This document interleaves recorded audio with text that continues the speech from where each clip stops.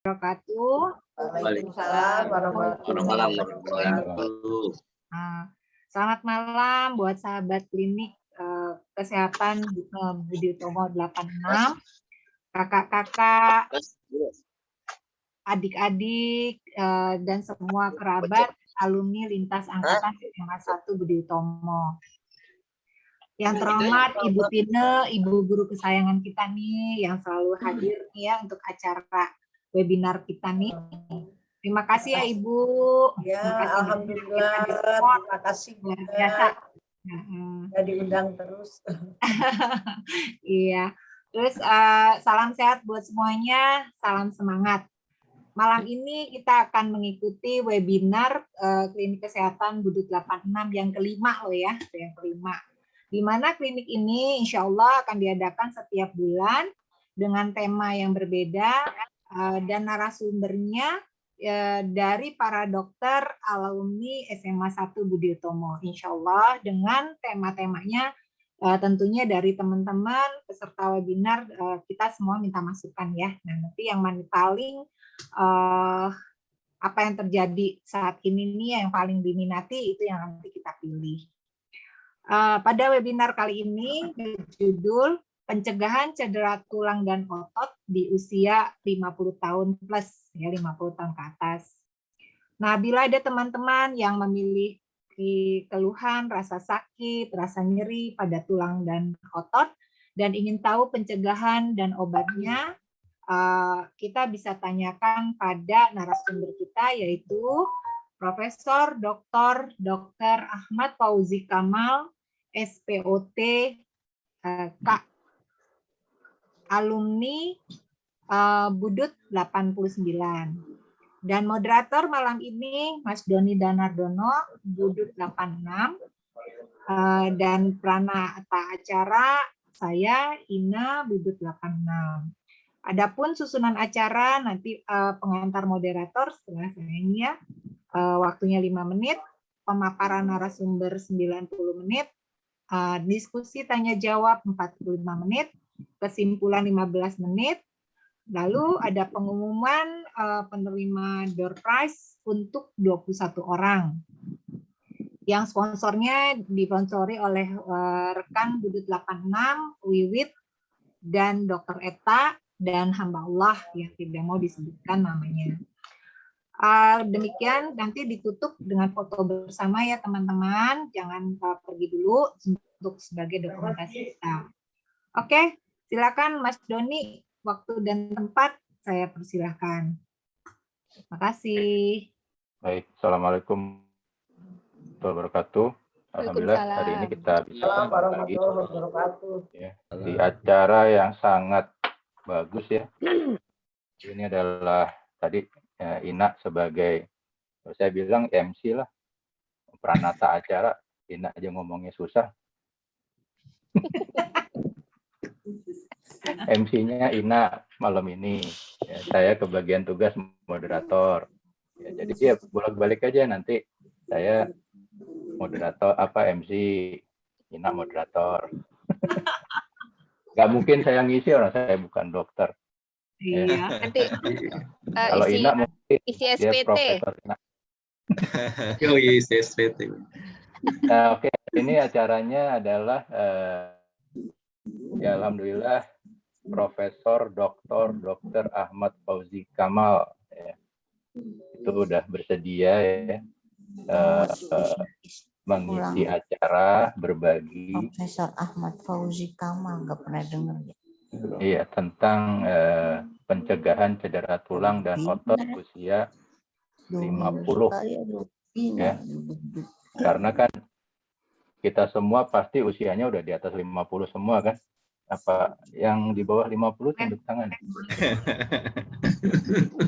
Insya Allah kalau saya sering bilang ya usia itu memang ya sudah qadarullah, itu udah kodrat ya.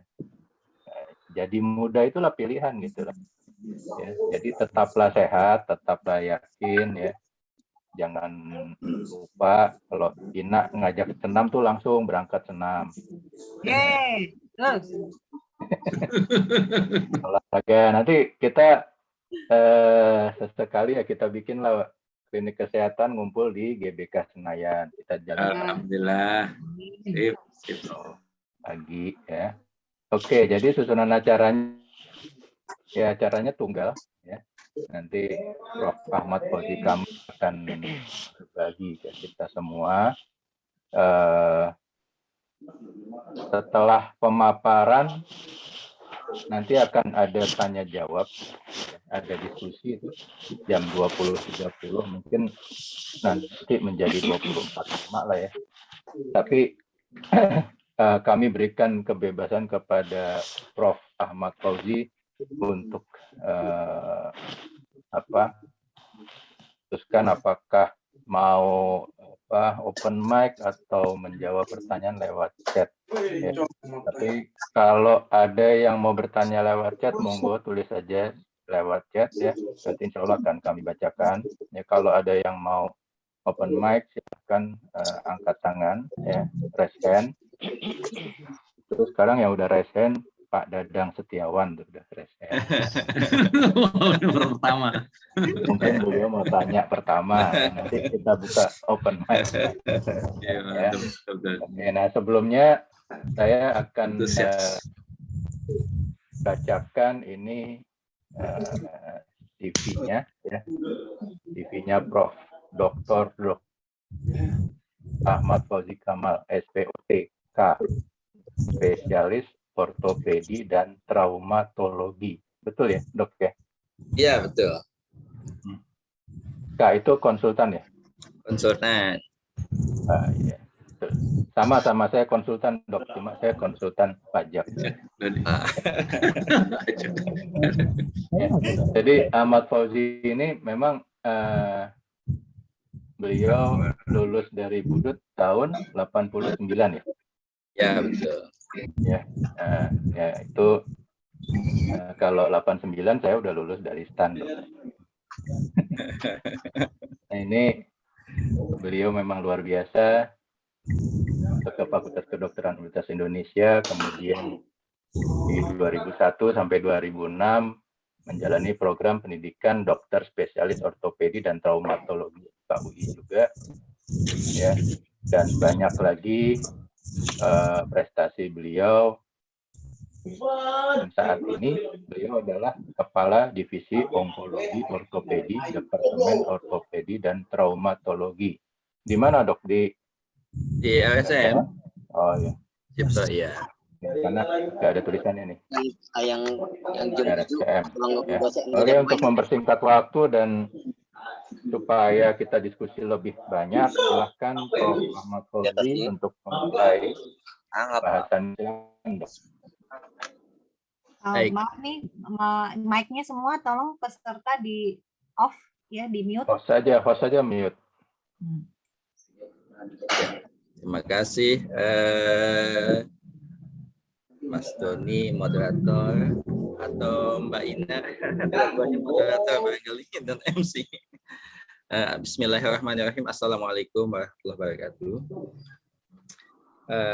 Yang saya hormati Ibu Tine, para kakak-kakak kelas saya, abang-abang saya, maupun yang seumuran dengan saya lihat juga ada nih Mbak Ani.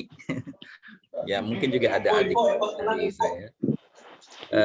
Puji syukur kita panjatkan kehadirat Allah, kita bisa ketemu pada kesempatan kali ini. Saya juga tentu menyampaikan terima kasih sudah diundang ini Mbak Alen. Mudah-mudahan topiknya dapat sesuai dengan yang diminta. Saya coba berpikir ini apakah bisa saya sampaikan dengan baik atau tidak, tapi mudah-mudahan sampai message-nya. Sebetulnya muskuloskeletal itu luas sekali. Jadi kalau orang cerita tentang ortopedi, itu maksudnya yang dibahas itu utamanya adalah sistem muskuloskeletal. Jadi otot, tulang, dan seputarnya. Mulai dari tulang leher, pangkal tulang leher sampai ke ujung kaki. Nah, itu adalah wilayahnya ortopedi, wilayahnya bidang ortopedi dan traumatologi. Saya boleh share screen sedikit ya. Nanti kalau misalnya kepanjangan boleh di stop atau bisa kita diskusi, silakan saja gimana. Ya, saya kira yang ini topiknya. Baik, Bapak Ibu sekalian yang saya hormati, keluarga Budut, topik yang saya buat kurang lebih adalah ini. Jadi kalau dewasa itu masuknya adalah kelompok umur 18 sampai dengan 65 tahun, sedangkan usia dewasa yang lebih tua itu adalah di atas 65 tahun. Sehingga kalau WHO itu dia mendefinisikan definisi tulang yang masih muda dan tua itu adalah cut off point-nya itu adalah 65 tahun. Nah, ini kurang lebih bahasanya banyak ini, Mbak Ina, Mas Doni, tapi saya coba mudah-mudahan bisa sampai ya. Sebetulnya seperti saya sudah singgung tadi di awal, saya mau cerita bahwa kalau cerita tentang muskuloskeletal atau ortopedi itu meliputi ya tulang itu sendiri ya, kemudian ada otot yang menyanggahnya supaya dia bisa bergerak, kemudian kalau di sekitar sendi itu ada ini namanya ada ligamen, ya, kemudian di dalam struktur sendinya ada tulang rawan. Kemudian ada yang khusus kalau lutut itu adalah penyangganya sebagai shock absorbennya. Kalau pada ini itu namanya meniscus. Dan ada lagi ligamen di dalamnya yang menyangga supaya lutut itu enggak maju ke depan, enggak oblak, bahasa kita itu enggak oblak, dia enggak maju ke depan dengan sendirinya. Itulah hebatnya bagaimana Allah Subhanahu wa taala menciptakan kita. Di sini ada ligamen namanya SCL. Kalau sering kita dengar tentu para atlet cedera misalnya SCL ya, anterior cruciate ligament, atau pada MCL juga ada, maupun LCL maupun MCL. Ini ligamen yang menyangga bagaimana supaya sendi itu stabil. Prinsipnya demikian. Yang kedua adalah supaya berfungsi sangat baik tentu mesti ada saraf dan otot, saraf dan pembuluh darah yang memberikan makan, maupun kabel listrik. Kalau kita itu adalah kabel listrik, sekringnya itu di kepala, nah kabel listriknya itu adalah sarafnya. Jadi wilayah ortopedi itu adalah mulai dari tulang leher sampai ke ujung kaki yang melibatkan semua struktur ini. Jadi kira-kira itulah topik bahasan yang akan kita bahas ya. Ini secara khusus saya mau sampaikan karena lutut ini tidak jarang baik kasus degeneratif. Degeneratif itu adalah suatu proses yang berkaitan lazimnya dengan penurunan fungsi akibat penuaan, akibat aging ya. Ini sering kita dengar ada meniscus. Meniscus ini adalah yang bulat, ada dua, yang kayak huruf C maksud saya, dan yang mendekati bulat ya. Kemudian ini adalah ligamen SCL maupun PCL yang menyangga supaya lutut nggak maju ataukah nggak ke belakang secara berlebihan. Kemudian supaya juga lutut itu tidak setimbang antara bagian dalam dan bagian luar, juga ada ligamen. Ini adalah ada MCL dan LCL namanya. Baik. Nah, ini yang saya mau sampaikan sedikit. Tentu saat ini bahwa angka kecelakaan atau angka trauma itu memang sangat tinggi. Ini juga salah satu angka kejadian penyebab kalau dia politrauma, jadi akibat dari biasanya tentu gaya yang sedemikian besar sehingga menyebabkan lebih dari satu area yang terkena, dan yang apabila itu misalnya mengenai daerah yang krusial, misalnya panggul, nah itu dapat mengancam nyawa. Ya, kemudian atau daerah yang melindungi organ penting, dinding rongga dada juga yang banyak tulangnya juga itu bisa mengancam nyawa. Oleh karena itu dia adalah salah satu dari penyebab kematian terbanyak. Umumnya memang itu adalah masih usia dewasa, yaitu sekitar 34 sampai 40 tahun. Problem pada usia 65 tahun kalau di luar negeri. Tentu mungkin di Indonesia itu harapan hidupnya itu lebih kurang dibandingkan negara yang sudah maju.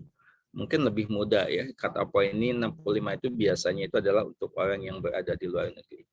Apa yang terjadi dampaknya tentu kalau misalnya terjadi sesuatu pada bidang yang saya sebutkan tadi, maka tentu dampaknya sangat besar bagi yang bersangkutan. Contoh saja kalau ada yang patah tulang, juga bagi keluarga dan juga bagi teman-teman sepekerjaan, pasti ada yang didelegasikan pekerjaan itu. Oleh karena itu memang dampak dari suatu trauma ini pada bidang muskuloskeletal itu cukup besar juga, selain dari organ lainnya juga sangat vital. Saya sedikit saja mau cerita sedikit. Kalau sudah umur di atas 40 tahun, itu biasanya kita mengalami degenerasi namanya. Ini adalah contoh saja sel yang, kalau ini adalah gambaran dari sel itu, kalau kita belajar itu saya nggak mungkin sampaikan lebih dalam di sini, tapi basicnya itu adalah salah satu proses penuaan terjadi seperti yang diajarkan reaksi redoks oleh Butiner zaman kita di SMA, bahwa ketika terjadi suatu reaksi tersebut, maka dampaknya itu adalah sel itu bisa mati, letal atau nekrosis, bahasanya bisa juga dia bertahan, tapi dia mengalami gangguan fungsi. Nah, itu kita sebut sebagai reaksi yang non-lethal injury atau degenerasi. Nah, ini yang dampaknya adalah pada kita semua saat ini. Jadi kalau orang yang sudah mengeluh lututnya mulai sakit, orang yang sudah, kalau pada kaum wanita, kaum ibu-ibu sudah mulai nggak haid lagi, terjadi penurunan hormon estrogen, apa dampaknya? Nanti kita lihat dampaknya sangat besar, terutama pada tulang. Ini adalah kalau terjadi degenerasi, ya, degenerasi itu pada umur 40-an sudah mulai berjalan. Jadi kalau dampaknya itu adalah pada tulang yang ini adalah skematik tulang yang normal, kita lihat dindingnya cukup tebal, kemudian porosnya itu cukup relatif kecil ya. Tapi ketika terjadi mulai degenerasi, apalagi penurunan estrogen khususnya pada kaum wanita, maka porosnya menjadi sedemikian lebar dan trabekulanya, ini namanya trabekula, itu sedemikian menjadi tipis. Apa dampaknya? Crack atau patah itu potensinya jauh lebih besar dihadapi oleh orang yang mengalami osteoporosis. Atau kalau lebih rendahnya namanya osteopenia. Nah, ini oleh karena itu yang kita perlu antisipasi ketika itu terjadi. Yang kedua adalah, kalau ini adalah sendi lutut, saya ambil contoh yang mudah. Jadi ketika mengalami degenerasi, maka dia juga akan mengalami sakit, ya. Jadi tulang lawannya itu menjadi terbuka sehingga rusak sebagian atau cukup luas, tergantung seberapa kerusakan atau degenerasinya, sehingga dampaknya itu adalah menjadi, bahasa saya ini adalah tulang ketemu tulang. Jadi tulang ketemu tulang itu kalau kita gambarkan skematik pada X-ray di sini, kita lihat celah yang lebar ini relatif bagus, sementara celah yang sempit ini sudah ada kerusakan, baik itu tulang rawan maupun meniskus. Nah, ini sehingga menyebabkan tentu dampak yang cukup besar, sehingga kalau kita mau aktivitas itu yang mesti disesuaikan aktivitas kita itu apa. Baik, ini adalah lanjutan dari proses degenerasi yang saya sebutkan tadi. Begitu pula kalau terjadi pada meniskus, kalau seorang atlet dia itu meniskusnya robek, kakinya biasanya nyangkut, lututnya nyangkut, maksud saya bukan kakinya, lututnya nyangkut. Nyangkut itu adalah tidak bisa diluruskan, locking bahasanya.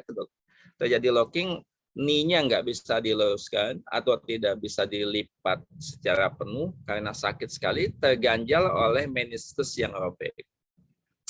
Atau kadang-kadang juga itu terjadi adalah ligamennya putus. Kalau kita sering dengar atlet yang masih lebih aktif atau yang sangat aktif, itu dia juga putus, sehingga itu Ronaldo pernah kita dengar putus, maka dia tidak bisa lagi beraktivitas. Nah, ini artinya ini sangat mungkin terjadi walaupun tanpa ada keluhan pada usia di atas 50 tahun. Maupun ototnya juga mengalami hipotrofi atau atrofi. Atrofi itu sangat kecil sekali, hipo sudah mulai berkurang. Nah, ini sedikit saja tentang apa yang terjadi. Kira-kira ya dampak dari suatu trauma yang dapat terjadi atau dampaknya terhadap organ yang di bidang muskuloskeletal atau bidang ortopedi, itu bisa fraktur atau patah tulang, atau dislocation, sendinya lepas, atau dia ada sprain, ya. Nanti sprain itu adalah robekan pada ligamen atau cedera pada ligamen, atau strain itu pada ototnya. Bisa juga kejadian yang lainnya mungkin nanti bisa kita singgung, ya. Basicnya, Bapak Ibu sekalian, kakak-kakak semua, adik-adik atau mungkin yang sejawat sekalian, jadi sebetulnya kalau kejadian di dalam ilmu muskuloskeletal itu adalah semuanya terjadi karena ketidakseimbangan antara load yang kita terima dengan kemampuan badan kita. Kalau dia itu tulang, maka fisioelastisitas tulang itu terlampaui, dia akan patah. Kalau dia meniskus juga begitu, ketika dia tidak mampu lagi menahan beban, juga dia akan robek. Begitu pula ligamen, ketika ngeremnya itu, kan perannya itu adalah ngerem. Ketika kita lari, tiba-tiba kita berhenti mendadak, dia nggak mampu menahan gaya ke depan, putus dia. Itu kita sebut sebagai adalah terjadi sebetulnya cedera itu adalah karena ketidakseimbangan itu terlampaui. Jadi kemampuan beban kita menahan apapun itu, strukturnya tulangkah, ligamenkah, meniskускah, tulang rawankah, ketika itu terlewati, dia akan putus atau akan patah kalau tulang, atau dia akan sendi kalau dia lepas. Nah, kalau dia itu kejadiannya mendadak, itu keras banget. Seorang misalnya boleh buat jatuh misalnya dengan lagi main basket, umur 50-an juga mungkin ada juga yang senang basket atau badminton barangkali. Kalau dia itu turun mendadak salah, nah itu kita sebut sebagai suatu acute injury, sesuatu yang keadaan yang mendadak, dia akan menimbulkan gejala yang juga lebih nyata dibandingkan dengan kalau dia kejadiannya terus-terusan aja, terus-menerus, kita sebut sebagai chronic injury. Dia kejadian atau gejalanya tentu akan yang lebih ringan, tapi juga dampaknya tidak sedikit. Nah, ini adalah sebetulnya faktor-faktor ini adalah tergantung kepada aktivitas sehari-hari. Di dalam ilmu muskuloskeletal itu ada yang disebut sebagai hukum Wolff. Artinya itu adalah apapun struktur yang ada pada kita, kalau kita pakai dia akan deposit. Kalau tulang itu kita pakai pembebanan secara proporsional, maka tulang kita akan semakin kuat. Begitu pula, kalau tulang itu tidak dipakai, malas kita beraktivitas, dia akan relatif tipis, sehingga potensinya adalah implikasinya sama. So, apapun aktivitas keseharian kita, kalau kita itu adalah kurang dalam beraktivitas, maka dia akan relatif hipotrofi atau semakin kurang. Jadi dampaknya itu adalah semuanya, kalau saya mau bilang itu adalah bahwa otot itu semakin dipakai itu semakin kuat, kalau dia kurang dipakai dia akan semakin tidak sekuat dengan kalau kita gunakan. Tapi tentu bahwa kita juga harus mempertimbangkan adalah umur kita ini sudah berapa, kira-kira begitu. Yang kedua, yang kesekian sebetulnya faktornya juga adalah semakin kita itu usianya tua, maka kita punya potensi sedemikian potensi yang lebih tinggi untuk jatuh. Ya, makanya dalam ilmu orang penelitian di luar negeri itu sudah banyak itu adalah bagaimana mencegah jatuh. Jadi termasuk juga adalah berkurangnya pandangan kita. Kalau dulu mata kita jelas, sekecil apapun, sekarang kita mesti pakai kacamata, sehingga kita mesti lebih hati-hati, baik itu sight maupun ketika juga pendengaran. Semuanya semakin tua itu kita resikonya semakin lebih tinggi. Oleh karena itu, ini yang kita mesti hadapi dan hati-hati. Tadi sudah saya singgung. Ini saya mau cerita tentang apa itu sebetulnya fraktur, itu patah tulang. Itu orang bilang kalau kita cerita kalau di masyarakat itu cerita tentang retak ataukah ya itu retak itu ya patah. Pokoknya semua yang menyebabkan putusnya ke dari suatu kesegarisan tulang itu kita sebut patah. Hanya patah itu ada yang simple, ada yang tentu komplit. Ini sama seperti saya sampaikan tadi, apapun gaya yang menyebabkan terhadap struktur tertentu pada organ muskuloskeletal yang digunakan. Ketika gayanya itu melebihi dari beban viskoelastisitas apapun strukturnya, dia akan terjadi failure atau patah kalau pada tulang. Kalau sendi dia akan dislok, kalau cartilage tulang rawan dia akan robek, dan lain-lain. Kalau ligamen dia akan putus. Ya. Tergantung kepada gayanya itu seperti apa. Pada orang yang sudah lebih lanjut usianya, misalnya pada gambar yang kedua ini, saya ambil contoh yang ekstrim saja supaya mudah untuk diingat. Pada orang tua, khususnya kaum wanita dengan potensi osteoporosis yang jauh-jauh lebih tinggi, itu dengan jalan saja dia bisa patah. Karena beban badannya. Atau dengan kepleset, apalagi di kamar mandi itu potensi patahnya itu tinggi. Ya, oleh karena itu, maka nanti kita lihat bagaimana upaya kita untuk mengatasi hal tersebut atau mencegah kalau bisa. Kita yang masih senang olahraga, tentu juga kita harus waspada, ya, karena kemungkinan kita bisa cedera pada struktur ligamen, ya, apakah ACL ataukah PCL ataukah meniscus atau mungkin dislokasi pada sendi. Ya. Tetapi bahwa semua gaya tergantung pada besarnya dapat berpotensi untuk mencederai struktur muskuloskeletal. Ini tadi sudah saya singgung sedikit. Baik, kita lanjut. Oke. Saya hadirin sekalian yang saya hormati. Ini adalah tulang yang normal. Tulang normal saya itu tulangnya biasanya dindingnya tebal, ya, ini kelihatan tebal, ya, ini juga bagus, tulangnya masih anak-anak bahkan. Tetapi ketika gayanya itu melebihi dari kemampuan tulang untuk menahan, dia akan patah. Ini adalah jadi kalau dokter sebut itu adalah fracture, maka dia apapun jenis fracture-nya yaitu patah tulang. Ini adalah patah tulang, kita lihat pada tulang tungkai bawah, ini adalah melibatkan sendi, more complicated dari yang sebelah di sini, ini adalah pada anak-anak potensinya lebih besar. Ketika menghadapi usia yang lebih tua, oke, saya lanjut dulu ini. Dia bisa juga patahnya itu terbuka atau tulangnya itu tertutup. Nah, hadirin sekalian, ini untuk mengenalnya mudah saja. Biasanya itu adalah kalau dia mau patah tulang, tentu gayanya yang menyebabkan itu adalah cukup besar. Yang kedua itu biasanya bunyinya kedengaran, bunyi krek. Yang ketiga sakit banget, nggak tertahankan biasanya sakitnya, ya. Dan tentu kalau yang dilihat ini kita bisa lihat ini pendek sebelah. Jadi dilihat aja sudah kita bisa tebak itu patah ataupun tidak. Oke. Nah, pada orang yang sudah seusia kita, apalagi kaum ibu, maka ada dua hal.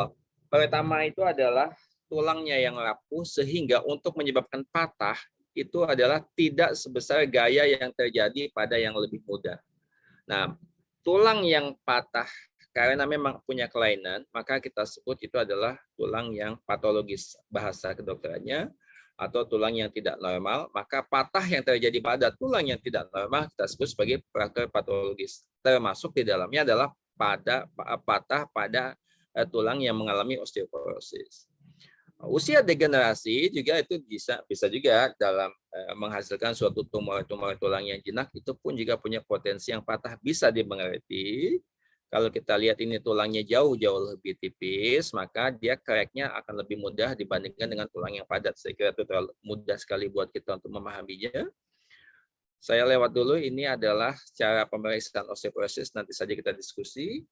Baik, ini adalah tulang yang sering terjadi atau mengalami patah pada orang yang sudah mengalami osteoporosis. Pertama itu adalah tulang panggul. Belum lama orang tuanya alumni Budut sekitar pekan lalu patah, ya umur 80 tahun, memang usia di atas 65 tahun, usia tua, ya. Patah persis kurang lebih seperti ini nih, ya. Pleset, patah, tulangnya tipis sekali. Yang kedua adalah tulang belakang. Jadi kalau pada usia nanti saya cerita tentang osteoporosis, kita bisa diskusi sedikit, tapi saya fokus pada ini dulu, bahwa tulangnya kita lihat tipis, ya, kita lihat ini tipis dindingnya. Ini adalah yang kedua, ini adalah ada tulang yang melesek, sebut saja saya melesak dibandingkan dengan tulang-tulang ini di atas dan di bawahnya, ini kita sebut sebagai patah tulang juga jenisnya, kita sebut sebagai patah tulang kompresi. Kalau pada tulang belakang, tapi prinsipnya patah. Ini juga patah ini, tapi yang ini lebih melesak dibandingkan ini. Nah, ini adalah yang sering tidak jarang, bahkan sering ya, saya mau bilang itu adalah patah tulang pada tulang belakang akibat osteoporosis. Ketika patahnya itu lebih dari satu, kita sebut dengan severe osteoporosis, dan tulang pergelangan tangan ini juga sering patah pada tulang yang mengalami osteoporosis. Dengan kata lain, saya singgung sebentar, umur muda dalam 30 tahun pertama, itu adalah badan kita, itu adalah umur-umur deposisi tulang. Jadi dari awal kita kehidupan sampai umur 30 itu kita mendeposisi tulang. Depositnya akan semakin berkurang ketika umur 30 tahun ke atas. Nah, oleh karena itu, ketika dia mulai turun, maka depositnya, maka umur 30 tahun, itu memang kita disarankan minum konsumsi untuk vitamin D, kalau kita jarang berjemur, atau kita juga boleh minum kalsium. Kombinasi dari keduanya, itu mengurangi potensi osteoporosis di kemudian hari, khususnya pada kaum wanita ketika terjadi menopause. Nah, ini adalah juga tidak jarang pada usia degenerasi kita, bahwa ini tumor-tumor jinak, ada juga yang ganas di antara ini, bahwa tulangnya lebih tipis. Kita lihat ini tipis, jadi potensi patahnya ada. Kita senggolan aja, barangkali dia semua nggak ada keluhan, kita nggak ada keluhan, tapi ketika kita melempar bola basket patah, nah itu adalah salah satu yang dapat terjadi pada tulang yang tidak normal atau fraktur patologis.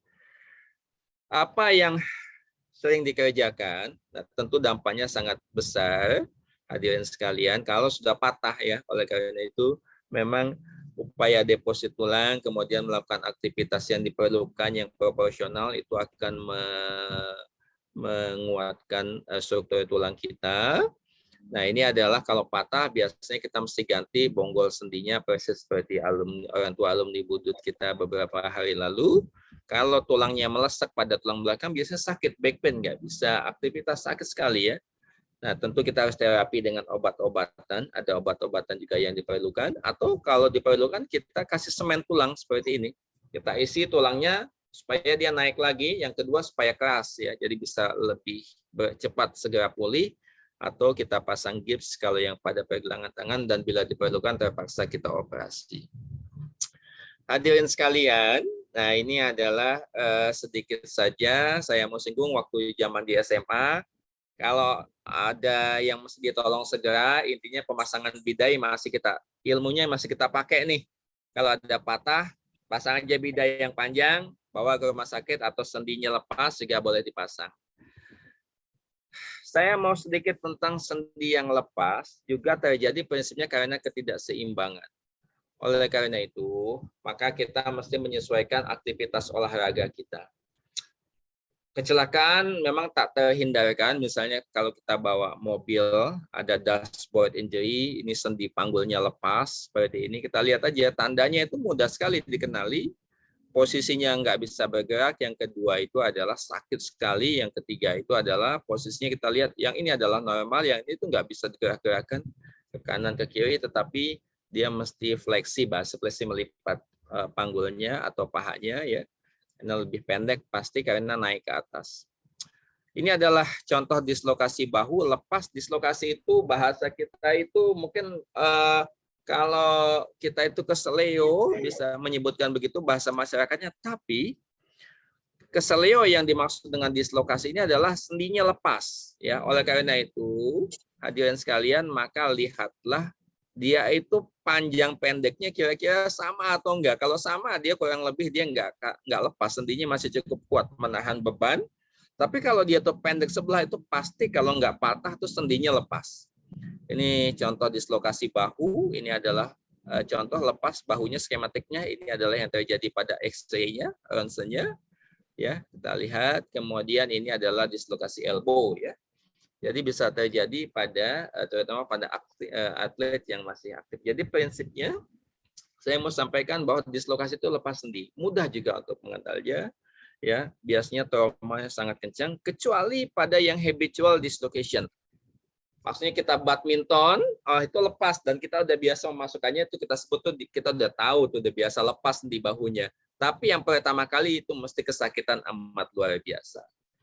Baik, ini adalah suatu emergency kasus, ya. Jadi harus segera dikembalikan. Jangan bawa diurut, nanti riskan, bahayanya tinggi sekali angka kecacatan. Bahwa rumah sakit emergency dimasukkan sebentar, hari itu fungsinya insya Allah akan mendekati pulih. Saya mau sedikit cerita tentang usia kita juga, apa yang terjadi. Biasanya itu adalah sudah mengalami degenerasi, dampaknya atau osteoarthritis. Dengan kata lain, maka juga aktivitasnya nanti mesti disesuaikan. Ini adalah contoh saja. Kita lihat ini celah sendinya sudah tidak ada pengapuran, orang bilang, masyarakat bilang pengapuran, lah inilah yang disebut sebagai pengapurannya. Osteoarthritis, celah sendinya sempit, tumbuh-tumbuh seperti kapur di tepi-tepi sendinya. Apa yang terjadi kalau kita mengalami hal tersebut? Ya, contohnya ini tadi bisa awalnya cedera meniskus misalnya, tapi komplikasinya lama kelamaan kalau cedera meniskusnya nggak ditreat dengan baik atau tidak proporsional aktivitasnya, maka dampaknya itu adalah kerusakan osteoarthritis, akan mengalami kerusakan sendi. Biasanya kita mesti operasi kalau udah nggak tertahankan seperti ini, misalnya celahnya udah sempit banget ya. Kalau layak dioperasi, kita akan anjurkan operasi supaya bisa lebih bagus. Ini kita lihat dikasih bantalan, celahnya jadi bagus ya, sehingga biasanya bisa beraktivitas. Kadang-kadang juga pada sendi panggulnya akibat apapun ya, karena penyakit tertentu dari seumuran kita juga mungkin sudah ada yang autoimun, kemudian meminum obat-obatan steroid, dampaknya dua. Pertama itu autoimun steroid, dengan steroid itu adalah kerusakan pada bonggol sendi seperti contoh sebelah sini, celahnya juga hilang, rusak. Yang kedua itu tulangnya osteoporosik, jadi gampang patah tulangnya. Pada kasus seperti ini pun tak terelakkan lagi, juga harus menjalani operasi. Ini kita ganti bonggol sendinya supaya fungsinya jauh lebih bagus. Sedikit tentang meniscal tear. Masih ada waktu sedikit, saya kira saya buat paparkan. Ini adalah meniskus. Jadi meniskus itu jaringan lunak. Kita biasanya nggak bisa lihat dengan X-ray. Kita mesti MRI. Nah, tapi pada umur kita 50 tahun ke atas, yaitu kadang-kadang 35% dari epidemiologi itu memang sudah ada meniskus tearnya, ada robekan meniskus, tapi karena dia kronik, repetitif, berulang-ulang traumanya, jadi dia nggak seberapa bergejala, ya mungkin 2/3 dari yang ini itu nggak bergejala, sehingga kita biarkan. Biarkan itu maksudnya tidak kita perlu operasi, tapi kita kasih wanti-wanti saja bahwa apa yang bisa kita kerjakan, misalnya kalau kita sudah cek, ya kita anjurkan pakai deker apabila beraktivitas, ya. Kalau misalnya sakit kita kasih obat sampai batas tertentu, akhirnya sudah nggak tahan lagi apa boleh buat itu mesti dioperasi. Tetapi bahwa meniskus cedera dengan meniskus degeneratif itu tidak sama. Biasanya umuran kita degeneratif itu sudah ada. Jadi hati-hati saja, kita mesti eman-eman. Kenapa mesti dieman-eman? Ini adalah tulang rawan, ini adalah meniskus. Kalau ini adalah untuk supaya stabil, yang kedua supaya beban dari kepala, dari paha ke atas itu tidak terlalu berat, ada peran meniskus. Nah, kalau ini tidak dieman-eman, kita tetap maksain aktivitasnya dengan sprint, misalnya larinya seperti usia 30 tahun atau waktu masa sekolah 17 tahun, ya repot. Nanti yang kemakan dalamnya ya, makan tulang rawannya cepat akan osteoarthritis seperti yang saya sampaikan tadi. Biasanya kita terelakkan, kita anjurkan operasi. Hadirin sekalian, sedikit tentang sprain. Sprain ini sebetulnya cedera pada ligamen. Tadi saya udah cerita. Ligamen itu banyak biasanya menghubungkan tulang dengan tulang pada daerah sendi. Nah, ini adalah ligamen itu dia miskin akan pembuluh darah. Memang didesain oleh Allah Subhanahu wa taala itu miskin pembuluh darah dia, supaya dia bisa menahan sendi itu tanpa iskemik, tanpa kekurangan aliran darah. Jadi dia tetap bisa berperan. Tapi kalau misalnya aliran darahnya depannya, dia iskemik, dia pasti sakit. Ketika terlampaui, ini adalah apa yang terjadi pada Ronaldo. Ya, kita lihat di tackle dari samping. Nah, biasanya cederanya itu adalah ligamen yang ada di samping atau meniskus. Ya, tentu kita mesti cek juga PCL sama ACL-nya. Nah, ini yang sering sehari-hari juga kita hadapi. Ya, ini kalau lihat ini, wah ini mesti keseleo. Tapi kalau kayak gini, ya ini saya wanti-wanti. Kalau terjadi barangkali ada di antara kita dan keluarga, itu kita mesti pastikan itu ada patah tulang atau tidak. Yang kedua, stabil atau tidak. Apalagi kalau kejadiannya pada lutut, ya. Kalau pada lutut nanti strukturnya tadi udah saya sampaikan, dia lebih complicated. Sebetulnya ruptur dari ACL itu juga bagian daripada grading pada sprain, cedera pada ligamen, mulai dari hanya meregang saja, sebagian rupture kurang dari 50%, atau totally rupture. Kita sebut misalnya totally rupture pada ACL, ini pada Ronaldo juga, tapi Ronaldo Brazil. Ya, ini kalau pada saat muda itu wajib dioperasi, wajib dioperasi. Kalau pada usia sekitar 50 tahunan, kalau aktivitasnya masih banyak, jadi seperti saya sebutkan, ligamen itu dia menyangga supaya lutut nggak ke depan atau nggak ke belakang, nggak oblak lah, kira-kira begitu ya. Kalau nggak, dia akan memakan itu tuh tadi tuh, meniskus sama tulang rawannya. Kalau aktivitasnya masih banyak, kita anjurkan operasi. Tapi kalau aktivitasnya bisa dibatasi, ya udah nggak apa-apa. Kita pakai knee brace saja. Tadi saya sudah contohkan. Kira-kira begitu. Tapi hasilnya kalau masih banyak, rekomendasinya itu adalah operasi itu akan memberikan hasil yang lebih bagus, ya karena lebih confident seseorang itu dengan lutut yang nggak goyang-goyang. Ini kira-kira gradingnya ya, biasanya grade 3 itu kita mesti operasi biasanya. Diagnosisnya memang kita mesti MRI, ronsen nggak kelihatan, tetapi ronsen harus dikerjakan untuk melihat apakah ada robekan tulang, patah tulangnya atau tidak. Kalau nggak ada ya terpaksa kita harus lanjut. Kalau ada kecurigaan, ada tesnya mudah untuk dikerjakan, kita bisa melakukan MRI. Nah, baik, ini adalah prinsip umum kalau ada cedera pada jaringan lunak yang tadi kita suka mendengar. Pertolongan pertamanya itu adalah kita bisa istirahatkan, kita bisa kompres es sementara, dinaikkan atau diberikan obat ya. Obatnya boleh apa saja, konstan ke, apa ke yang untuk mengurangi sakit boleh. Setelah itu pastikan ke dokter ahli untuk memastikan apakah ada patah atau tidak. Nah, ini adalah saya mau gambarkan. Kalau terpaksa kita memang mesti operasi, tidak bisa enggak ya. Kita sudah biasa juga cukup banyak lakukan rekonstruksi pada ACL. Waktu itu kayaknya ada putra dari alumni Budut juga, saya anjurkan operasi, dioperasi sudah ya pada ACL rupture, tapi juga ada meniscus rupture-nya. Kira-kira rekomendasinya kalau di atas 40 tahun dan masih aktif, tadi saya sudah bilang, bagusnya dioperasi. Kecuali kita udah banyak di belakang meja, ya apa boleh buatlah. Atau pada kaum ibu mau terima, ya apa boleh buat, pakai knee brace saja. Ankle juga tidak jarang mengalami sprain, gradingnya sama dengan tadi. Ini tentu adalah pada orang yang masih banyak aktivitas ya.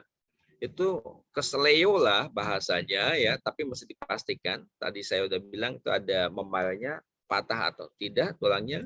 Yang kedua, nanti dipastikan stabilitasnya stabil atau tidak. Tetapi secara umum, saya mau simpulkan, kalau ankle itu adalah biasanya non-operative treatment sudah cukup. Pertolongan pertamanya apa?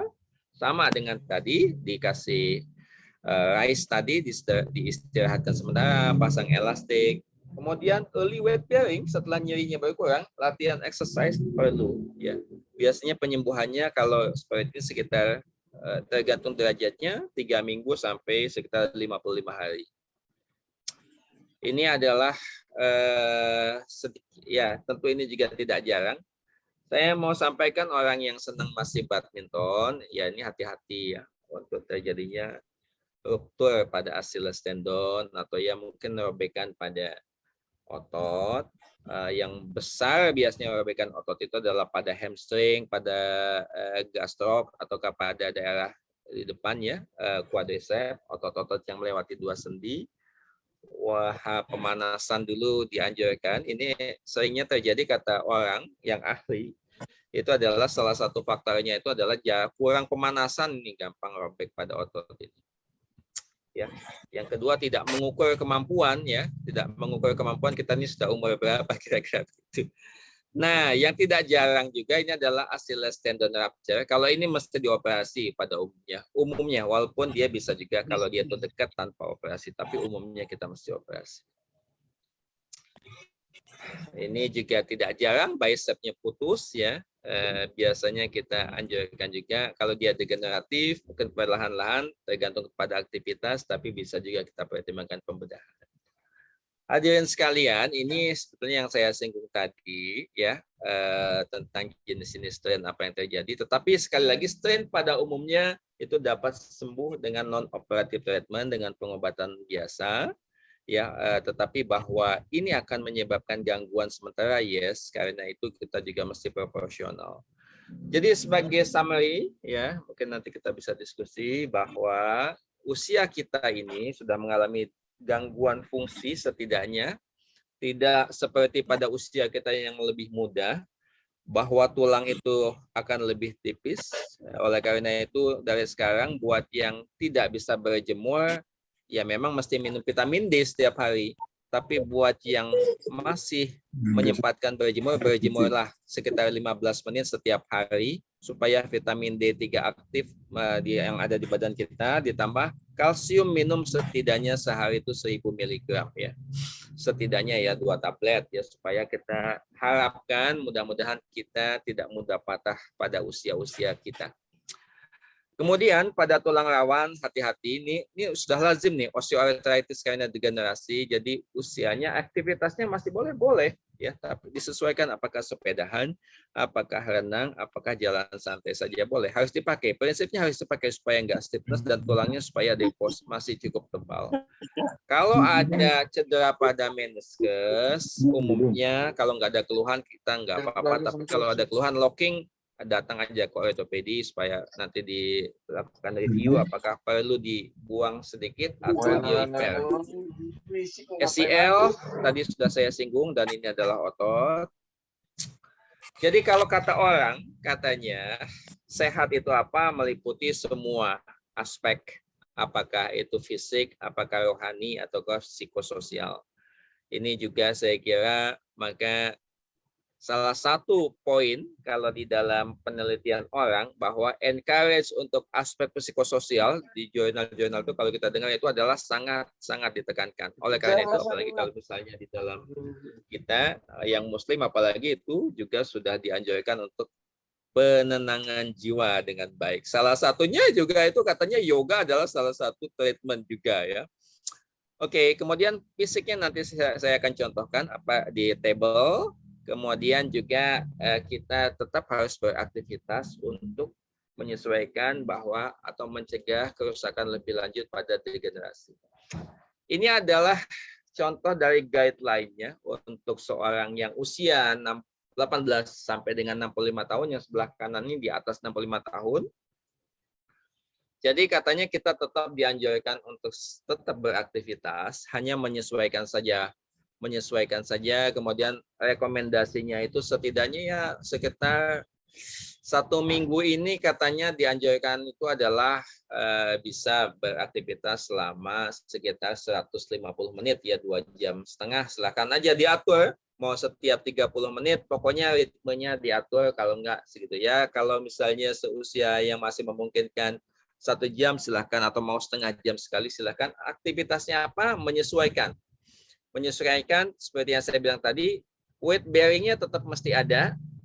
Kalau iklan susu itu adalah 10.000 langkah, ya. Tapi intinya yang saya mau bilang bahwa itu adalah beraktivitas supaya semuanya tetap punya hukum Wolff berjalan. Yang kedua, tulang rawan itu dapat makanannya kalau kita kasih pijakan, kasih pembebanan. Kalau dia itu nggak dikasih pijakan, dia nggak makan, itu degenerasinya bisa lebih cepat. Oleh karena itu, kita juga tetap seperti saya bilang tuh knee joint itu masih tetap digerakkan. Lain-lain saya kira ini modifikasinya bisa banyak sekali, tetapi bahwa kita mesti menyesuaikan. Ini adalah pada usia yang lebih tua. Prinsipnya itu adalah aktivitas waktunya kurang lebih sama dengan yang usia lebih muda, ya.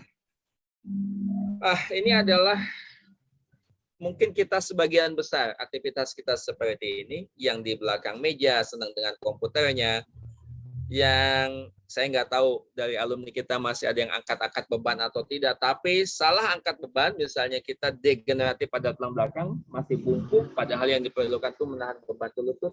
Nah, itu punya dampak yang bisa menyebabkan gangguan atau kerusakan pada muskuloskeletal kita.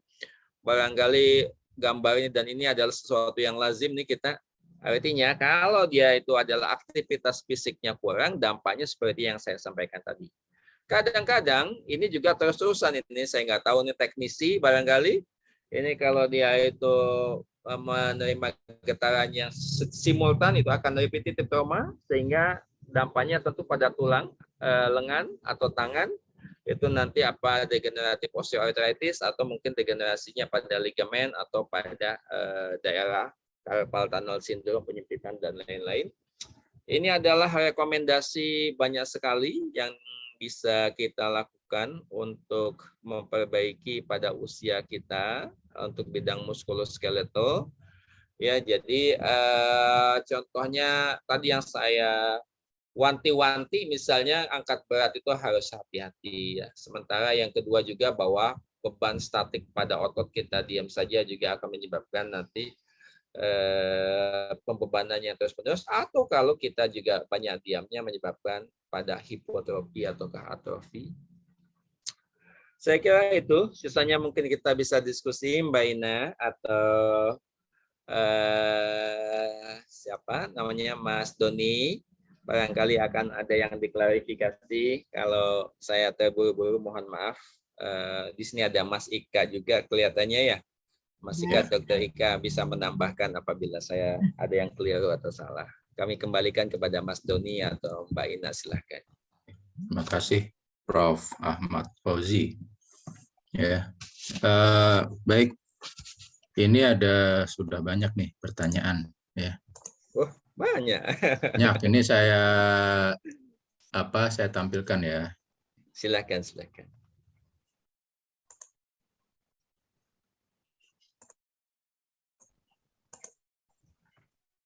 Oke. Ya, ini Dok. Pertama dari Novi. Ya. Novi.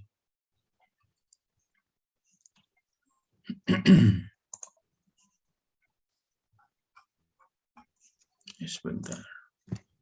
Ya. Mau tanya, saya pernah jatuh terpeleset dalam posisi berlari, jatuhnya terlentang. Dan sampai saat ini bagian punggung kanan terasa sakit. Waktu setelah jatuh saya ronsen tidak ada fraktur. Apa yang harus dilakukan, Dok? Silakan. Ya, Mbak Novi ini jatuhnya kapan ini jalan ceritanya? Iya, Dok, saya jatuhnya mungkin sekitar 6 atau 7 bulan lalu ya. Waktu itu. Jadi umur sekarang dong ya? Iya, jadi waktu itu rumahnya bocor, terus lagi dibetulin sama tukang, terus dia lupa nutup. Waktu itu hujan besar sekali, terus saya dengar dari ruang makan, saya pikir kok ada air jatuh ya gitu di ruang tamu gitu. Pas saya lihat kok airnya semua jatuh, saya lari dari ruang makan, saya nggak tahu kalau airnya udah sampai ke dekat ruang makan gitu, jadi saya jatuh terpelanting itu sih. Jadi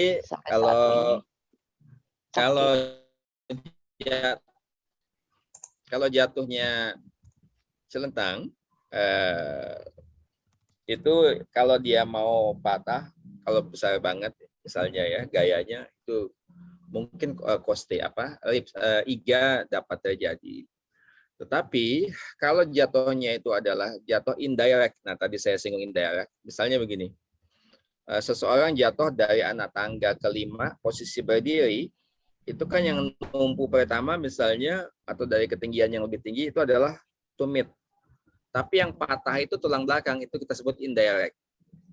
Gayanya diteruskan dari kaki ke lutut, ke pangkal paha, ke tulang belakang. Nah, di tumit dia kuat menahan beban, di lutut dia masih menahan beban, masih kuat, di panggul dia sanggup menahan beban, di tulang belakang, jenis tulang belakang tentu tidak sama dengan yang di bawah, jenis tulangnya melesak yang di atas. Nah, itu kita sebut indirect.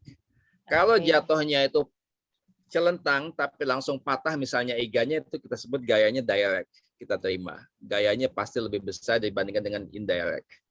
Nah, kalau pada kasus ini kalau dia kelihatannya itu adalah direct, jadi kemungkinan tulang belakangnya itu enggak apa-apa, kemungkinan.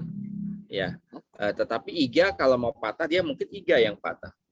Nah, bagaimana menilainya? Nah, saya tanya tadi kenapa kejadiannya itu kapan? Ini biasanya umur kita ini ada, tadi saya nggak jelaskan pada kasusnya adalah disdegenerasi pada tulang belakang.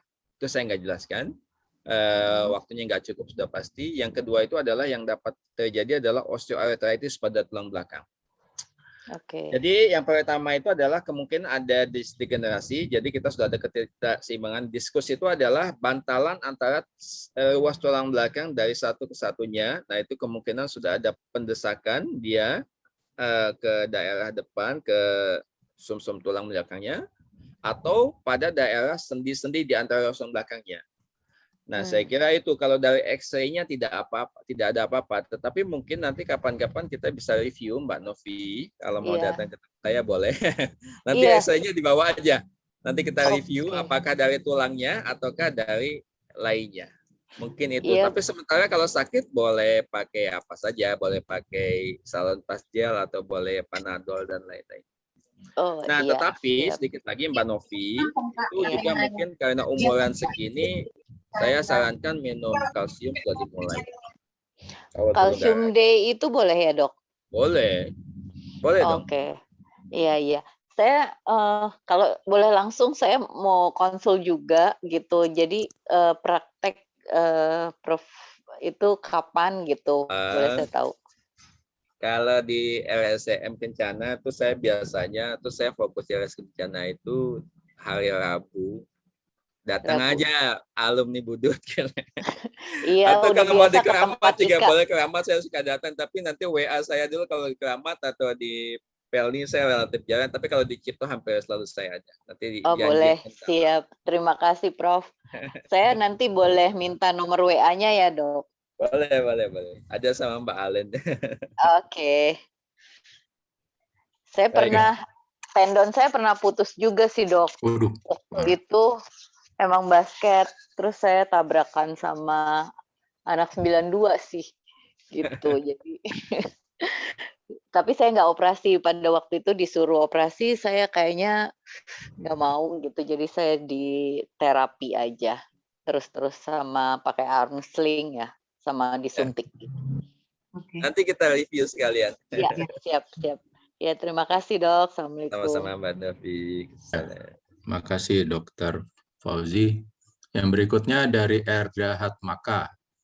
Saya memakai pen karena patah tulang kaki saya. Apa resikonya jika pennya tidak diambil? Walaupun sampai saat itu, pen itu tidak mempengaruhi aktivitas kaki, cuma tidak bisa lari. Ya. Nah, apa efeknya jika pen itu tidak diambil? Silakan, Dok. Ini itu. Iya, itu begini. Kalau di tungkai bawah, alat gerak bawah dari paha ke kaki, itu memang kita rekomendasinya di ini.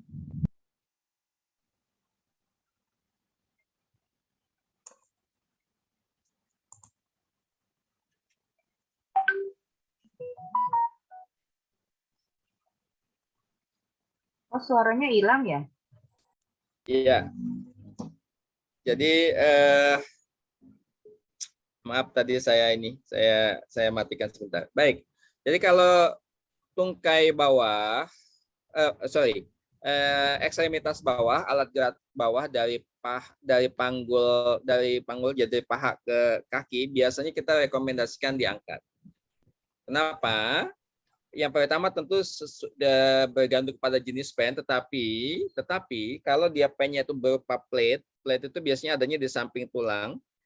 Nah, itu tulang yang beban yang ada plate-nya itu dia dibagi dua gayanya. Kalau kita belajar fisika dulu, satu dilewatkan gayanya itu ke plate, satu dilewatkan ke tulang. Nah, tadi saya udah bilang, kalau dia itu kurang pembebanan, maka dia relatif osteoporosis, relatif tipis. Jadi kalau misalnya di saran saya itu diangkat saja. Tetapi kalau ada yang menghalangi diangkat, misalnya ada gangguan penyakit tertentu, misalnya jantungnya jadi kurang sehat, ya nggak apa-apa. Nanti tinggal disesuaikan saja. Tetapi bahwa direkomendasikan secara akademik itu untuk tungkai atau tulang kering biasanya dianjurkan dicabut. Demikian. Secara metalnya itu penelitian kita di RSCM memang sampai belasan tahun. Zaman dulu mereka pakai medical stainless steel. Itu debrisnya, particle wear-nya ada, tapi kalau dia metalnya bagus banget biasanya dia relatif kecil. Tapi kalau metalnya jelek jadi hitam tuh nanti tuh agak belang kakinya. Ada reaksinya juga biasanya reaksi terhadap particle wear dari metalnya. Tapi kalau titanium biasanya cukup bagus dia. Lebih sedikit lagi particle wear-nya dan lebih diterima oleh badan daripada medical stainless steel yang wear-nya itu. Demikian Mas Doni jawaban saya. Oke, gimana Erda Hatmaka? Jelas ya?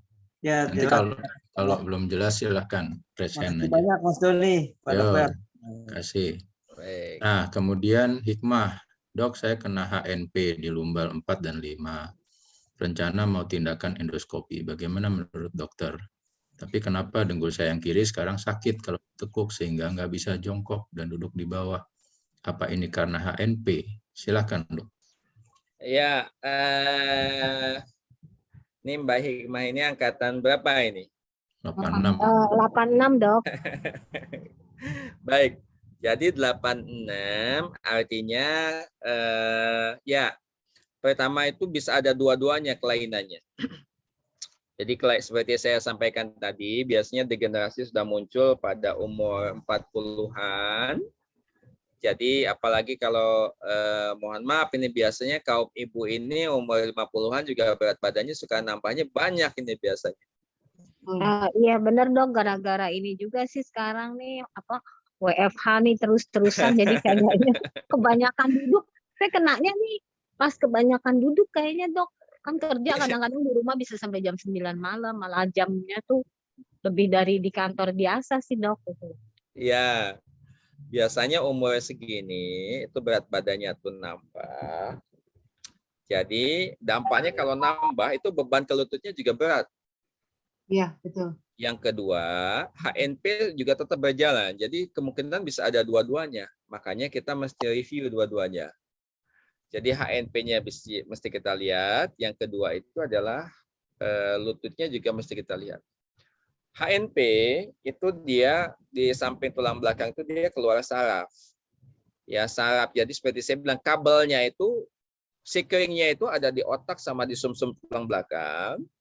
Kabel-kabel yang menyarafi fungsi otot-otot itu ada yang keluar dari dua area tersebut.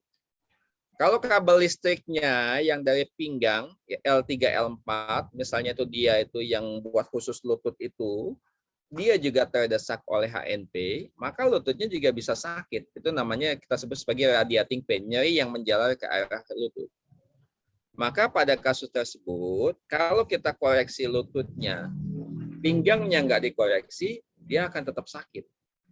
Tapi kalau pinggangnya dikoreksi, pendesakan terhadap sarafnya itu memang dikoreksi dengan catatan setelah treatment non-operative treatment selama 6 minggu ditambah dengan penggunaan korset dan fisioterapi itu tidak respon atau tambah jelek sakitnya, tambah berat, maka kita pertimbangkan operasi. Tapi kalau misalnya dengan non-operative treatment itu cukup bagus, otot perutnya dan pinggangnya kita bisa jadikan bidai sebagai pengganti korset, maka belum tentu perlu operasi. Nah, lututnya juga kita mesti review apakah ada osteoarthritis atau tidak. Nah, jadi kita perlu cek dua-duanya. Tapi kalau cerita tentang HNP tadi itu kaidahnya seperti yang saya bilang tadi. Jadi banyak modalitas atau tata cara treatmentnya, pengobatannya. Kalau misalnya non operatif treatment yang lebih ringan dulu bisa cukup bagus, cukup itu. Kalau misalnya enggak, kita bisa suntik, bisa kita remove dengan endoskopi, disektomi, atau kalau perlu kita juga suntik stem cell supaya segar lagi. Kira-kira begitu jawaban saya, Mas Doni. Gitu. Iya dok, ini saya sebenarnya udah melakukan, saya kan kenanya dari kira-kira bulan Oktober. Saya udah fisioterapi sambil minum obat gitu ya.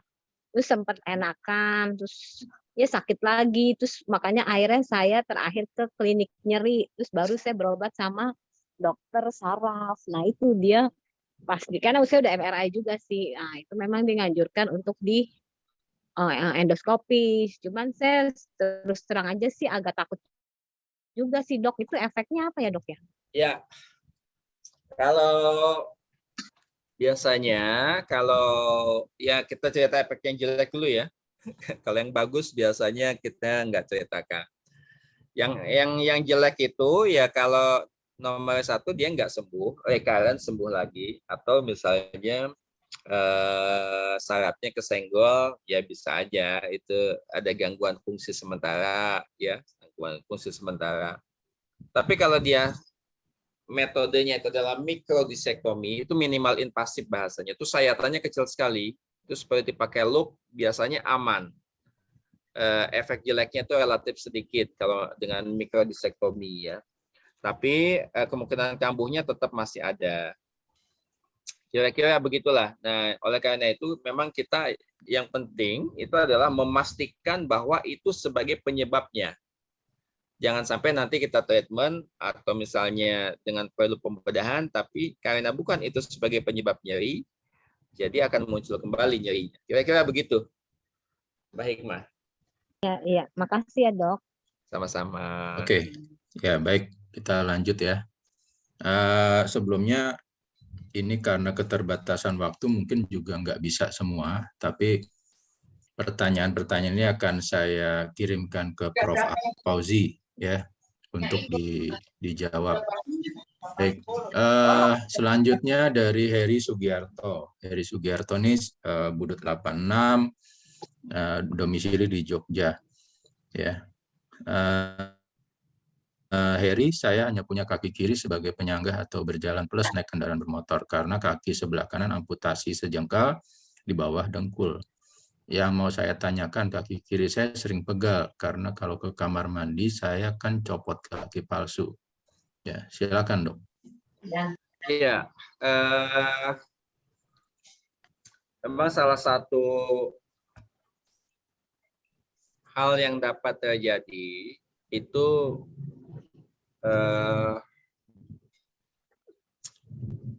kalau ini kan adanya pembebanannya kemungkinan akan lebih yang sebelah kaki yang masih ada. Ya betul. Ya kan. Jadi kita bisa dimengerti karena pembebanannya itu akan lebih banyak pada yang sebelah kaki yang masih utuh. Sakitnya itu bisa mulai dari panggul atau bisa juga pada daerah tulang belakang kalau pada kasus seperti ini. Kenapa? Karena bebannya memang lebih banyak dialihkan kepada sisi yang masih lengkap. Tetapi ya sekali lagi basicnya adalah kalau pada umur segini itu memang adanya degeneratif. Jadi kita harus review yaitu tulang belakangnya, kita mesti cek tuh sekali-sekali itu yang apa namanya Mas Heri, kita mesti cek itu tulang belakangnya sekali-kali sama panggulnya. Apakah memang juga sudah mengalami osteoarthritis atau tidak? Tapi sekali lagi penyebabnya itu adalah hal tersebut. Yang sakit cuma hanya lututnya aja, Pak Dokter. Iya. Jadi punggungnya enggak sakit. Ya, jadi pembebanan itu karena dialihkan, itu mulainya itu adalah dari lutut, panggul, pangkal paha, sama pinggang. Itu yang masih kita cek. Jadi kemungkinan bisa dimengerti mekanismenya, kemungkinan itu sudah mengalami degeneratif, sudah mengalami itu. Nanti mudahnya itu di ronsen aja, sebelum ronsen boleh sih, kalau mau ketemu saya, teman sejawat ortopedi lain juga boleh. Itu enggak terlalu susah sih, kita cek itu nanti ada OA atau tidak. Mungkin sudah mulai ada OA kalau mulai sakit. Nanti kalau diperlukan kita ronsen. Tahapannya tergantung pada gradingnya, pengobatannya grade 1, 2, 3, dan 4. Nanti kita lihat apa yang bisa kita kerjakan. Kalau cukup dengan exercise dan obat ringan saja, kita mulai dengan itu dulu. Kalau perlu kita suntik. Itu yang penting kan supaya kalau lutut itu supaya stabil tuh quadricepsnya. Otot bagian depannya itu, bagian paha bagian depan itu dia berfungsi untuk stabilizernya terutama. Nah itu yang mesti dikuatkan untuk latihannya. Kira-kira begitu. Siap, Pak Dokter. Oke. Mantul, Pak Dokter. Baik, terima kasih, Dok. Berikutnya, nah ini penting nih dari Joni Subiantoro. Ini yang sering terjadi. Mau tanya apakah urut tulang saat kecelakaan diperbolehkan? Karena saya punya teman, dia tidak ke dokter ahli tulang, tapi datang ke tukang urut tulang. Silakan, Dok. Ya, jadi begini. Tadi saya sudah singgung sedikit.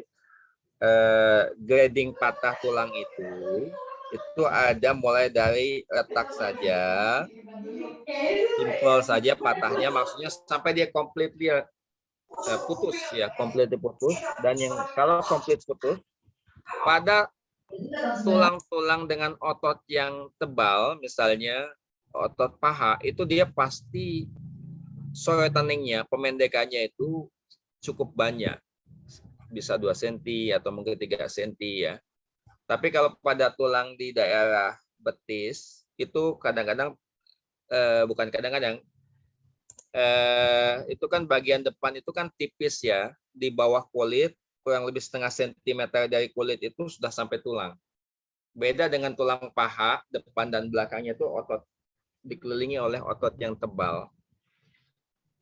Sehingga tarikan otot pada tulang kering misalnya itu lebih kurang tidak sekuat pada otot daerah paha. Jadi kalaupun ada pemendekan biasanya tidak terlalu banyak. Konsep patah tulang dia itu adalah tulang itu prinsipnya kalau tidak ada faktor yang menghambat, misalnya ada yang asal tulang itu ketemu tulang dengan tulang dia akan nyambung. Itu prinsipnya. Yang kedua, seperti saya bilang tadi, nggak ada yang menghambat. Lokalnya yang menghambat itu adalah misalnya otot. Jadi kalau ada otot yang terperangkap di antara dua ujung tulang yang patah, dia nggak akan nyambung. Nah, apalagi faktor yang menghambat? Faktor yang menghambat antara lain adalah perokok berat. Nah, penyakit tertentu atau perokok berat, DM juga sedikit lebih menghambat. Tapi rokok itu penelitian di mana-mana, komponen rokok itu dia akan menjadi penghambat terjadinya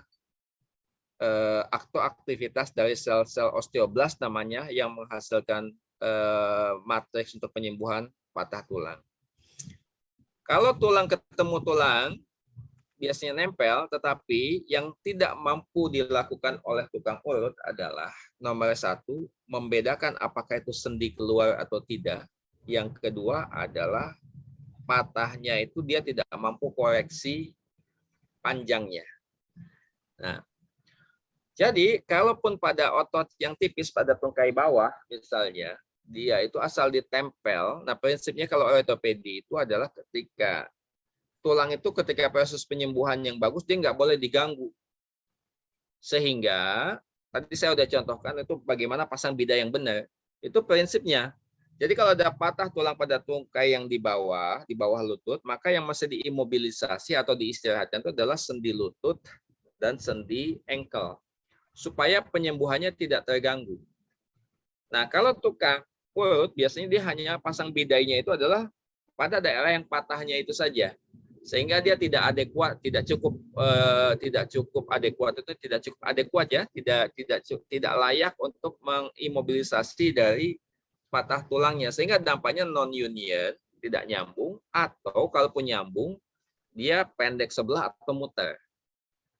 Nah, oleh karena itu, kalau ini pastikan dulu saja ke X-ray, nanti ke ortopedi, kita nggak selalu operasi juga. Kalau nggak perlu dioperasi, biasanya sebagian, termasuk saya bagaimana supaya secara akademik itu tetap berjalan. Biasanya kalau yang di institusi pendidikan, kalau nggak perlu dioperasi, kita nggak akan operasi, cukup pasang gips saja, misalnya. Atau kalau pada patah tulang klavikula, kita pasang arm sling saja, atau lengan atas kita pasang arm sling saja juga sudah cukup. Nah, jadi itu yang saya mau sampaikan. Diurut itu adalah nanti. Jadi kalau pada saat sakit pun itu biasanya kita pun hanya reposisi, bahasanya kita kembalikan saja dengan dipasang gips, setelah dikembalikan kemudian dipasang gips. Jadi bukan diurut itu terus-terusan. Jadi kira-kira itu konsepnya. Kalau misalnya sudah pasti patahnya itu adalah incomplete, diurut nggak apa-apa. Tapi kalau patahnya itu komplit, jauh lari, itu nanti nyambungnya tidak bagus. Apalagi kalau sendinya keluar. Contohnya, kalau pada daerah siku misalnya, dukun itu biasanya, dukun patah tukang urut, itu dia pasang bidai aja, sehingga sendi itu dipasang bidai nggak bisa bergerak. Padahal, kalau sendi itu keluar, seperti saya bilang tadi, itu adalah emergency situation. Jadi kita mesti kembalikan. Yang kedua itu setelah kembali, nanti justru dia harus motion. Kalau enggak, dia akan cacat seumur hidup. Kira-kira itu jawaban saya, Mas Doni. Ya. Oke, nah itu jawabannya. Ya, emang ini sering terjadi ya. Jadi kalau kecelakaan terus, atau anak saya pun juga pernah tadi bergeser dislokasi itu di bahu. Ya, nah itu dia waktu itu ke tukang urut. Ya, emang di emergency gitu, digeser aja, digeser. Mungkin karena masih muda ya. Jadi, oke, next Ria Munte. Ini sengaja Melia Marisa saya gabungkan di sini karena ada hubungannya. Ya, ini mengenai vitamin kalsium, ya, dan juga susu kalsium. Apa ada pengaruh di usia 50 tahun? Kebanyakan minum vitamin kalsium 500 mg dari mulai usia 30 tahun. Kalau Ria itu ada riwayat geser tulang panggul akibat salah posisi saat bermain tenis lapangan. Kemudian kejadian 3 kali terulang selama 5 tahun. Nah, nanti tolong rangkaikan juga Melia Marisa. Dia bertanya, kalsiumnya dalam bentuk susu kalsium apakah bagus, Dok? Atau bentuk asupan kalsium seperti apa yang paling bagus serapannya? Melia masih usia 41. Silakan, Dok. Jadi, kalau kalsium itu diserapnya kurang bagus. Jadi, kalaupun kita minum 1000 mg itu yang diserap di badan itu lebih banyak dibuangnya daripada yang diserap, maksud saya. Oke. Sedikit itu yang diserap di badan. Oleh karena itu memang data empirisnya itu adalah dianjurkan itu setidaknya 1000 mg. Kalau enggak banyak yang dibuang ya. Berapa persen? Kurang bagus diabsorpsinya. Ya, kurang lebih itu sekitar hanya 20-30% saja yang diabsorpsi. Oke. Dia rendah sekali. Yang kedua, kalau pasti di dalam susu yang biasa, kalau bukan dia susu kalsium atau kalsium yang dibuat dalam bentuk susu, itu pasti kalsiumnya jauh lebih rendah, pasti. Ya, jadi kalau yang sudah dikompak itu dalam bentuk tablet, biasanya dia memang kalsiumnya itu akan tinggi ya, biasanya 800 mg, atau kalau kalak itu yang lebih murah itu adalah 500 mg ya. Oleh karena itu, seperti saya bilang tadi, kalau pada kaum wanita itu faktornya bahasanya homeostasis, jadi yang mengaturnya itu banyak. Salah satunya itu adalah estrogen. Nah, itu usia dekat-dekat 50 itu hampir pasti akan turun estrogennya. Jadi penurunan deposit kalsium itu akan semakin sangat tajam. Ya, bahkan deposit kalsium yang ada itu diresorpsi ke dalam aliran darah. Supaya apa? Karena supaya kadar ion kalsium di dalam darah, karena itu yang mengatur semua regulasi sel, apapun fungsinya, itu yang ada kalsium di dalam cairan atau di dalam sel. Nah, ini bagaimana supaya cukup? Cukup itu kalau cadangan kalsiumnya dipakai. Nah, oleh karena itu, maka kita mesti menambah memang kebutuhan kalsiumnya. Ya, setelah umur 30 tahun. Bahkan nanti sampai usia kita wafat, ya, itu kita perlu, terutama kaum wanita.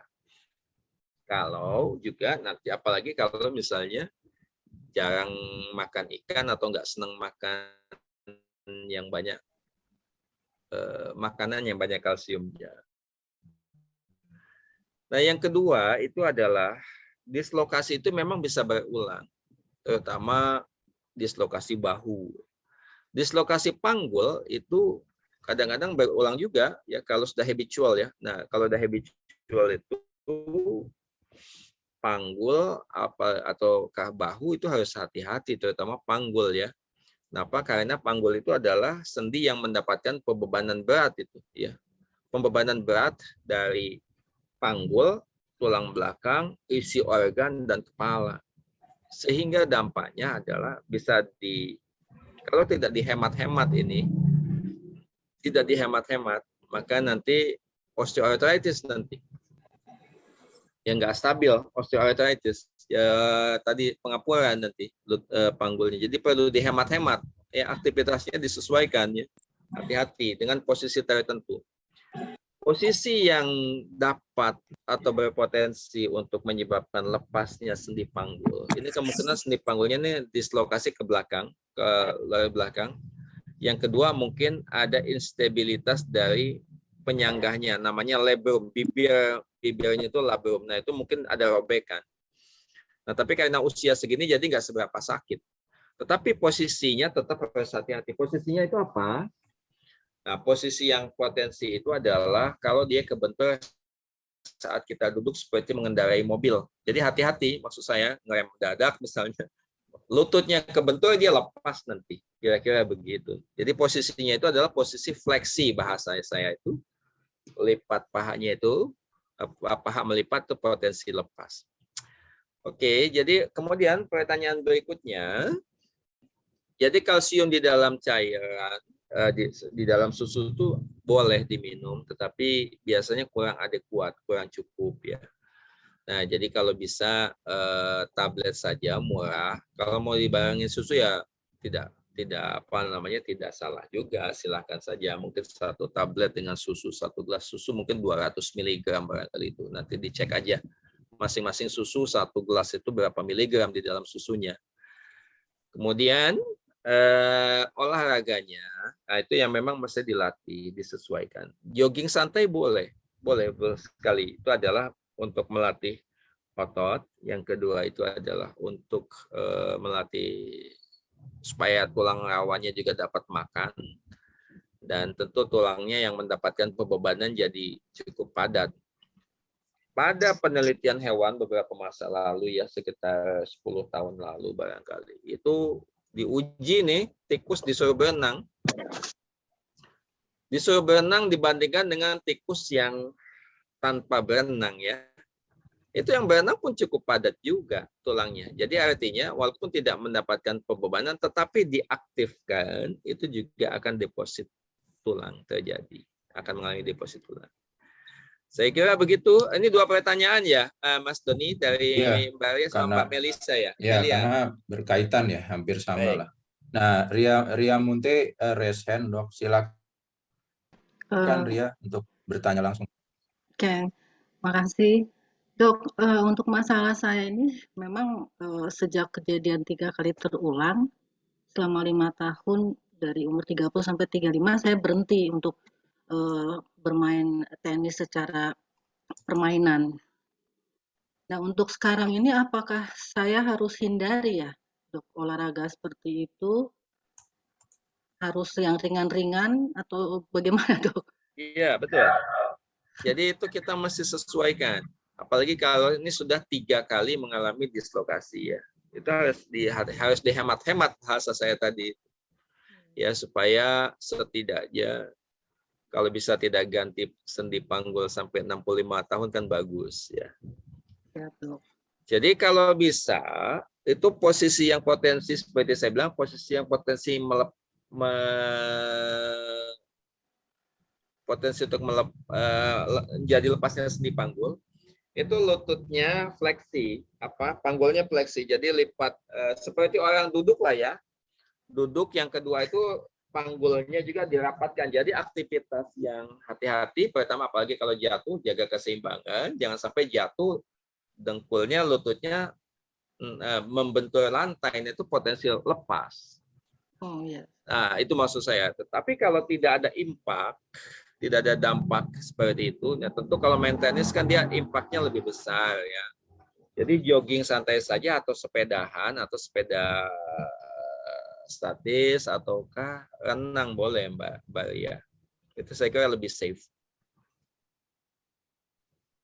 Makasih, Begitu. Dok. Baik, sama-sama. Oke, baik. Mudah-mudahan sudah terjawab. Berikutnya Dok, ini juga common banget dari Lina. Dok, kalau kaki, tangan, leher pegel kemudian digerakkan sampai krek gitu Dok, bahaya enggak itu aja? Silakan Dok. Ya,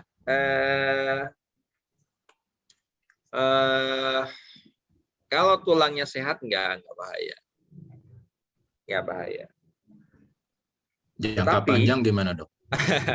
Ini tetapi ada tetapinya. Kalau tulangnya osteoporosis kita mesti hati-hati.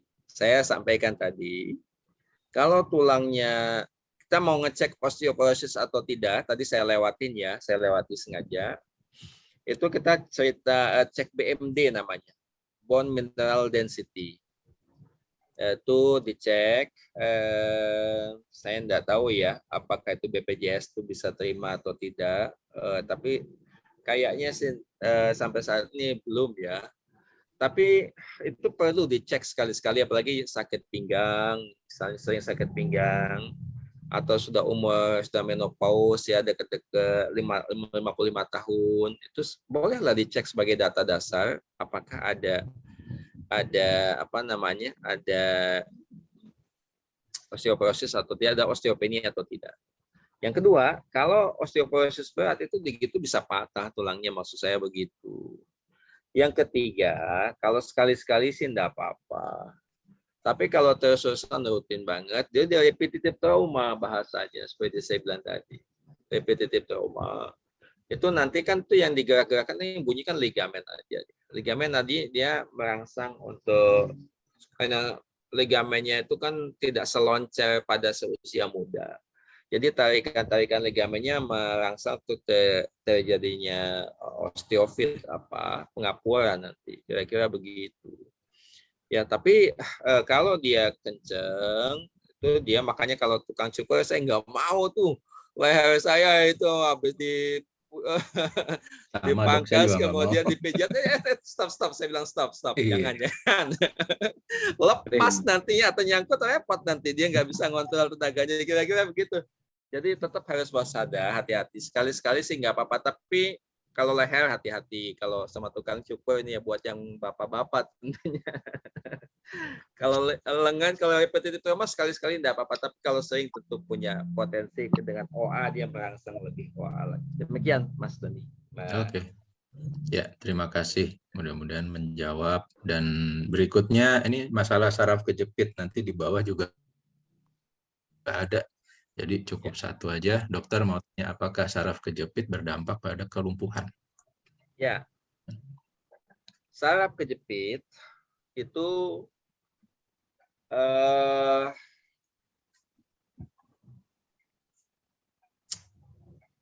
jadi saraf kejepit itu mulai dari ringan, biasanya nyeri yang ringan, maksud saya, sampai kepada nyeri yang berat. Nyeri yang berat itu kita sebut sebagai kanal stenosis bahasanya.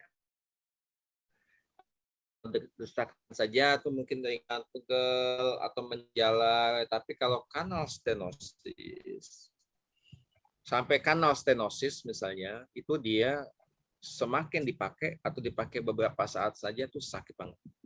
Karena aliran darahnya sudah terjepit oleh penjepitnya. Jadi mungkin 100 meter sudah harus istirahat karena sakitnya. Atau kalau umumnya begitu ya, istirahat, nanti udah lapang aliran darahnya ke saraf, mendingan lagi. Biasanya sih nggak sampai lumpuh, tapi nyerinya tuh yang nggak tertahankan. Nah, nyeri yang tidak tertahankan, ya tentu akan mengganggu aktivitas keseharian.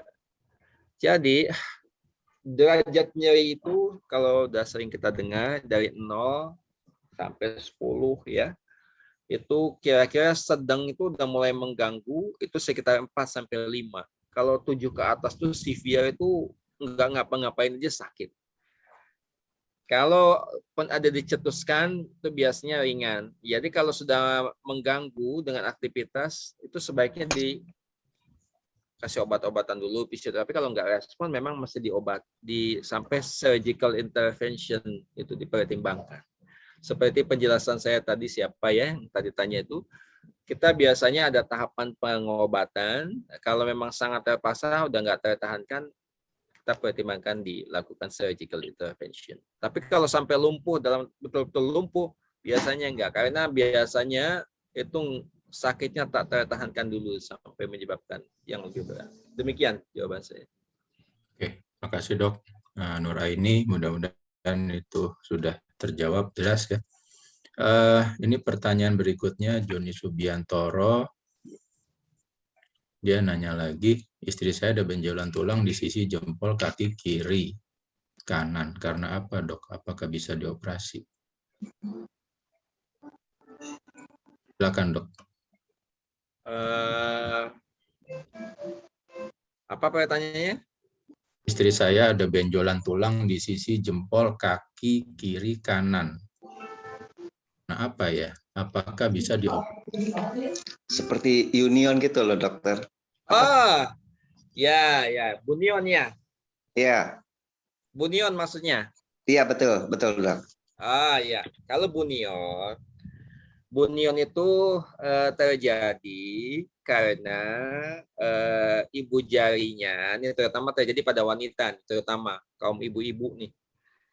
Terutama terjadi itu ibu jari jempol itu, jempol kaki maksudnya tuh dia bergeser ke arah luar. Iya, betul. Nah, jadi ke arah luar gitu kan ya. Iya. Nah, jadi kan harusnya dia lurus begini. Nah, tapi ini gini, kan gitu kan ya. Iya, Itu betul. namanya kita sebut sebagai hallux valgus. Ya, hallux valgus bahasanya. Nyerinya itu karena radang pada pembungkus sendinya itu. Itu kita sebut sebagai bunion. Nah, jadi biasanya kalau sudah mengganggu aktivitas, bunionnya itu kita angkat, hallux valgusnya yang bikin X tadi, itu jempolnya keluar itu kita koreksi biar dilempengkan.